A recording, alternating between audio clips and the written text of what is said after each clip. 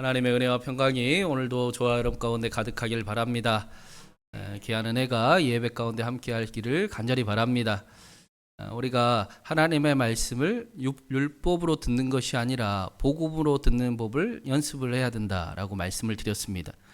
듣기 싫은 잔소리로 하나님의 말씀을 듣는 것이 아니라 나를 사랑하는 기쁜 소식으로 듣는 연습을 우리가 해야 됩니다.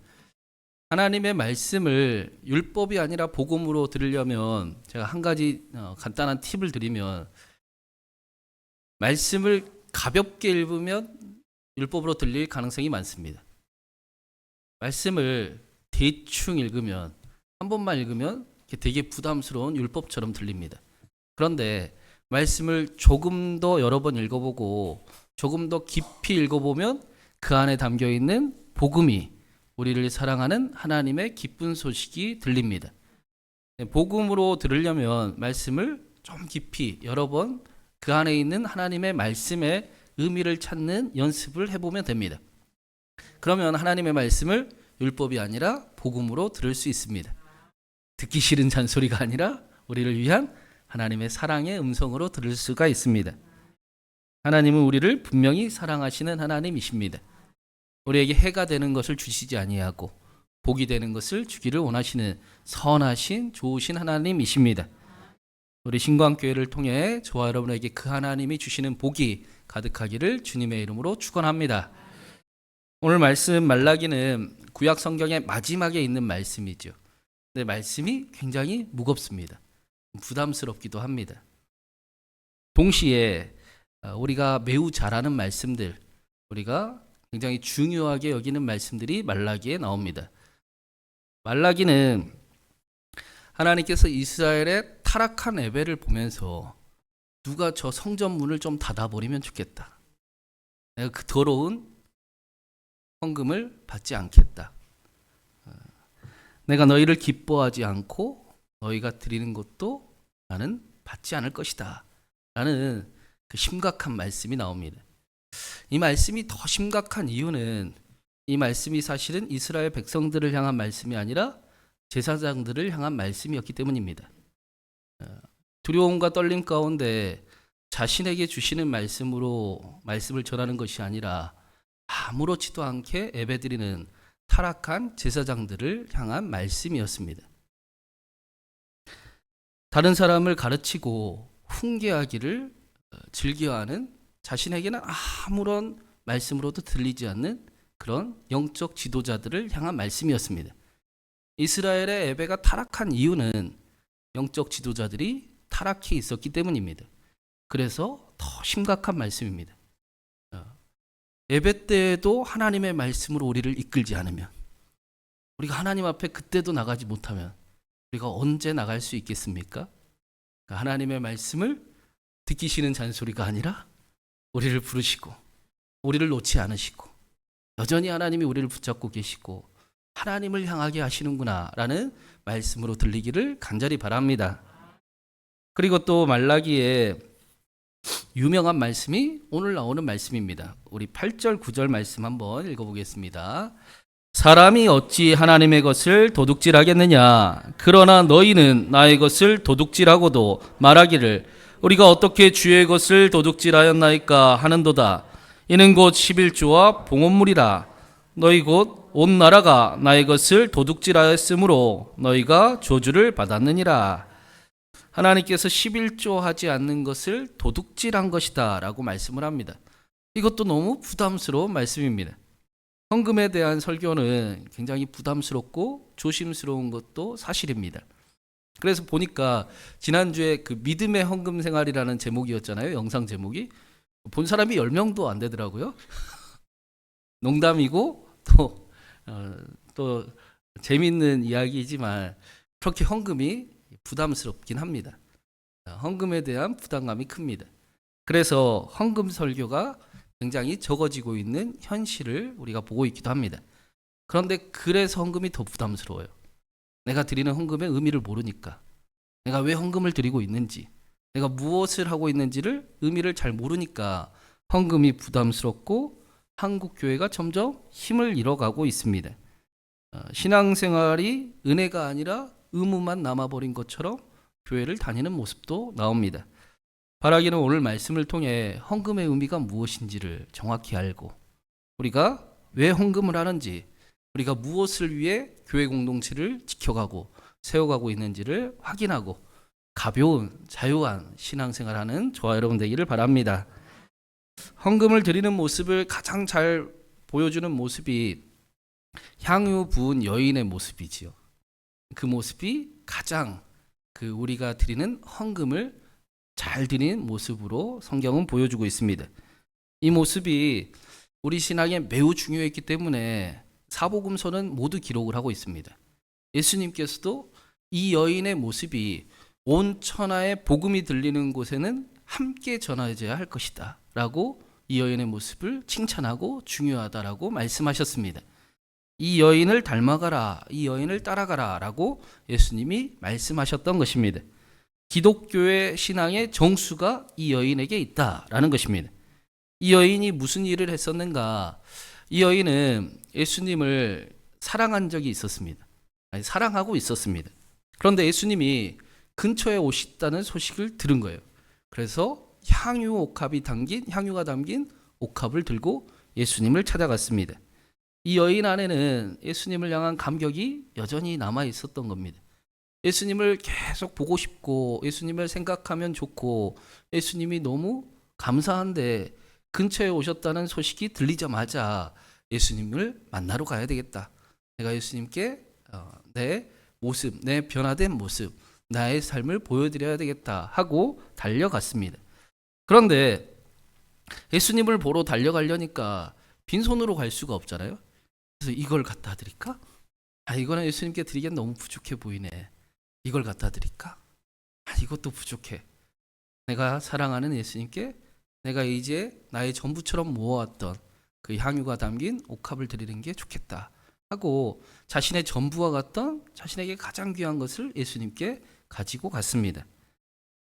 이 여인에게 옥합은 예수님을 사랑하는 마음이었던 겁니다. 예수님을 소중히 여기는 그 마음이 그 옥합에 담겨 있었습니다. 그런데 그곳에 가보니까 어땠습니까? 자신이 사랑하는 예수님이 무시를 당하고 있었습니다. 사람들이 예수님을 너무 함부로 대하고 있었습니다. 예수님을 대하는 사람들의 모습을 보니까 이 여인이 너무나 속이 상합니다. 그래서 예수님께 드리고 싶었던 그 귀한 옥합을 깨뜨렸습니다. 이 여인에게는 이 옥합보다 나의 전부보다 예수님이 더 소중합니다 라고 여겼던 것입니다. 이 모습이 하나님이 원하시는 모습입니다. 예수님께서 이 여인에게 예수께서 여자에게 이르시되 내 믿음이 너를 구원하였느니라 평안히 가라 라고 말씀하셨습니다. 예수님을 사랑하는 사람이 되는 것, 그것이 구원받은 사람의 모습입니다. 이것이 우리가 드리는 헌금의 의미입니다. 우리가 드리는 헌금도 향유 부은 여인의 마음과 같아야 합니다. 우리에게 헌금이라는 것은 굉장히 부담스럽고 조심스럽기도 하지만 그러나 하나님의 입장에서는 하나님의 보시기에는 사랑으로 보였습니다. 나를 향한 사랑, 나를 향한 마음으로 하나님은 보시고 계십니다. 하나님은 우리의 마음의 중심을 보십니다. 과부의 2렙돈을 가장 귀하다라고 말씀하셨어요. 마음의 중심이 그 마음이 얼마나 귀한가를 하나님이 보고 계신다라는 것입니다. 그러니 많고 적은 거는 필요가 없지요. 오늘 말씀의 7절 말씀에서도 이런 질문이 있었어요. 우리가 하나님께 어떻게 돌아갑니까? 하나님이 우리에게, 이스라엘 백성에게 내가 너희를 돌아오기를 원한다. 나는 너희가 돌아오기만 하면 내가 너희에게 돌아갈 것인데 너희가 어떻게 할래? 하니 우리가 어떻게 돌아갑니까? 라고 하시니 하나님이 말씀하신 게 11조에 대한 말씀이었습니다. 너희의 사랑이 나에겐 필요하다. 너희가 사랑하는 마음을 내가 받고 싶다. 그 마음을 내가 알고 싶다 라고 말씀하셨던 것입니다. 11조 역시 그런 의미다라고 말씀을 드린 적이 있습니다. 11조는 자신의 것이 하나님의 것이라고 고백하는 그런 신앙의 고백이지요. 그래서 11조를 드리는 거잖아요. 우리는 내가 가진 것이 내 거라고 착각하기가, 그렇게 살아가기가 너무나 쉬운데, 그래서 하나님께서 너의 11조를 통해 너의 것이 하나님의 것, 내가 준 것임을 꼭 기억하면서 살아라 라고 11조 영성을, 신앙을 선물해 주셨습니다. 11조 신앙은 나를 지키는 일이고 또 하나님을 잃어버리지 않는 연습과 훈련인 것입니다. 더 나아가 11조는 개인적으로는 자신을 지키는 영성 훈련의 도구이지만 공적으로는 공동체를 지키는, 책임지는 일이었습니다. 구약 성경에서 11조를 하나님께서 드리라는 이유가 세 가지가 나옵니다.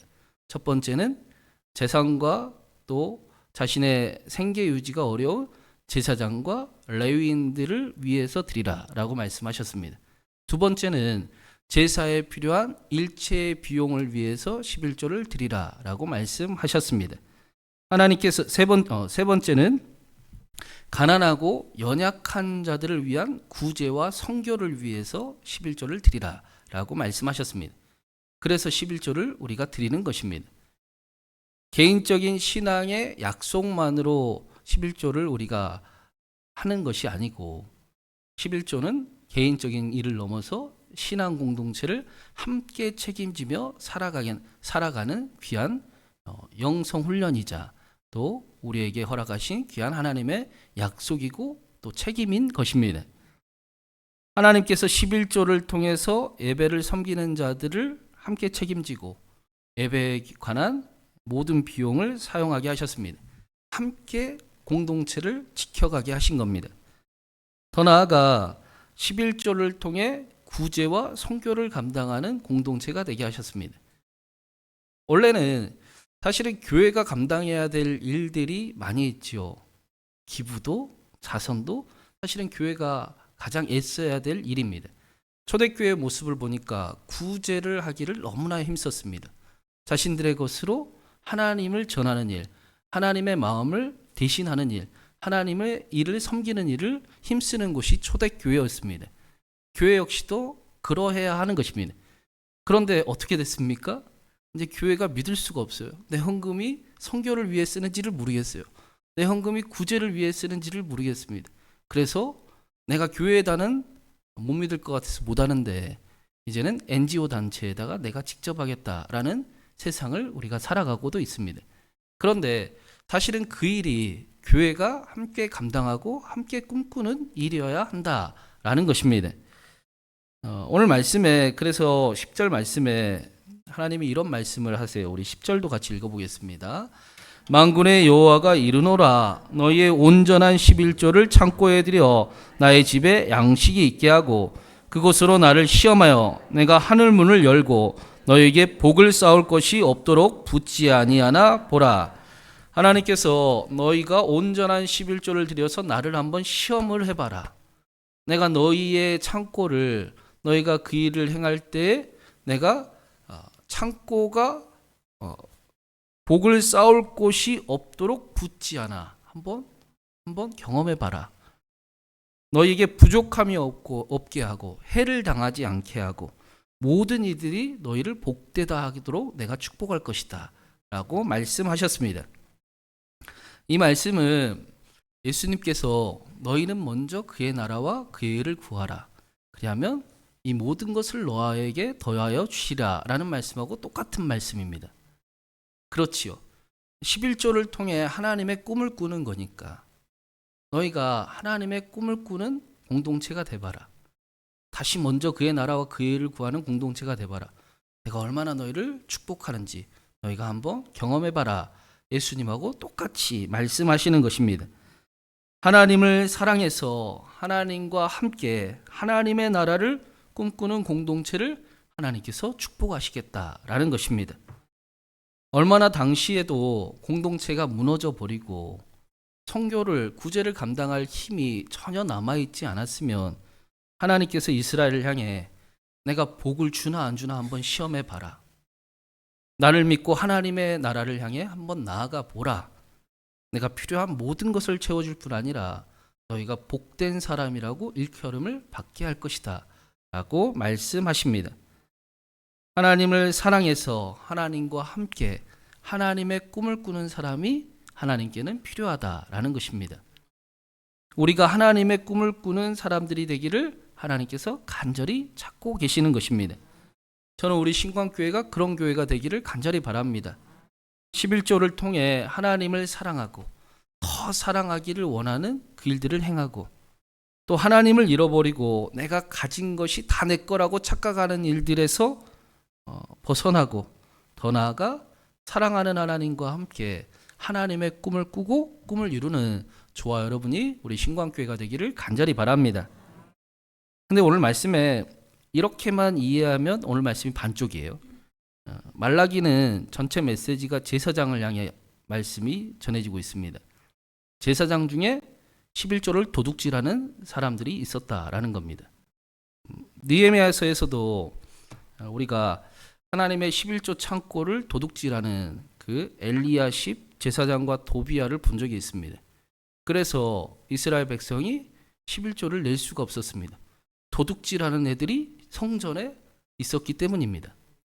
11조 신앙을 가지고 자신을 지키고 신앙 공동체를 함께 책임질 뿐 아니라 하나님의 사역을 하는 일도 중요하지만, 동시에 그 일을 위해서 11조가 올바르고 깨끗하고 투명하고 또 정직하게 사용되는 것이 매우 중요하다라고 말씀하시는 것입니다.